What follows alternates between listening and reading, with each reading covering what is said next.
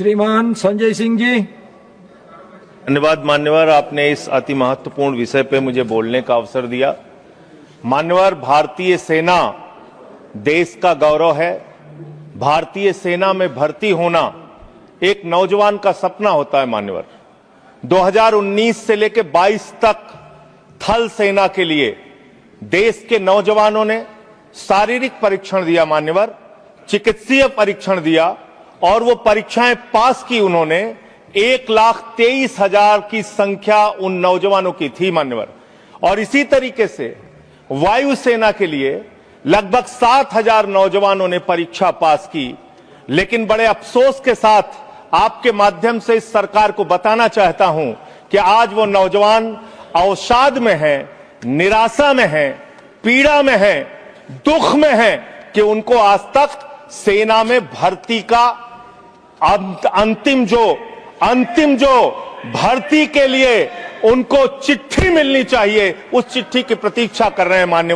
मान्यवर, भारतीय सेना में हरियाणा का नौजवान, राजस्थान का नौजवान, उत्तर प्रदेश हो, पंजाब हो, देश के अलग अलग हिस्सों का नौजवान बड़े हिम्मत के साथ, बिहार का नौजवान भर्ती होता है। ये सपना देखता है, उसकी मां दूध पिलाती है अपने बच्चे को, सुबह दौड़ लगाता है, वो इस सपने के साथ भर्ती होता है कि अगर -50 डिग्री टेम्परेचर में सियाचिन में भारत माता की रक्षा करने की जरूरत पड़ी तो अपने प्राणों की आहुति देंगे।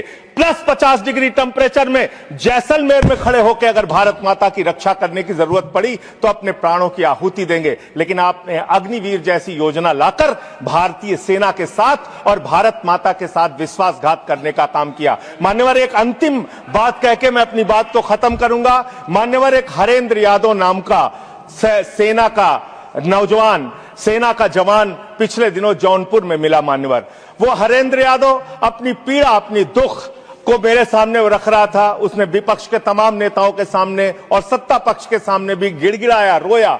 उसकी एक ही विनती थी कि सेना का जवान बना है हाथ में बंदूक लेने के लिए, सेना का जवान बना है भारत की रक्षा करने के लिए, लेकिन उस जवान से अधिकारियों के ट्रे उठवाए जाते हैं, सेवादारी करवाई जाती है। सेना में ये सेवादारी की प्रथा बंद होनी चाहिए। हमारे जवानों का सम्मान बरकरार रहना चाहिए। हमारा जवान देश की रक्षा के लिए है, भारत माता की रक्षा के लिए है, किसी अधिकारी का ट्रे उठाने के लिए नहीं है, हाथ में बंदूक उठाने के लिए है, दुश्मनों से लड़ने के लिए है। ये मैं हरेंद्र यादव की पीड़ा भी आपके माध्यम से सरकार तक पहुंचाना चाहता हूं और निवेदन करना चाहता हूं मान्यवर कि जिस भर्ती पर आपने रोक लगाई है सारी परीक्षा पूर्ण करने के बावजूद, उनको ज्वाइनिंग का लेटर दीजिए। उन नौजवानों को कम से कम जिनकी सारी परीक्षाएं आपने पूरी कर ली है, उन नौजवानों की भर्ती कीजिए। बहुत बहुत धन्यवाद।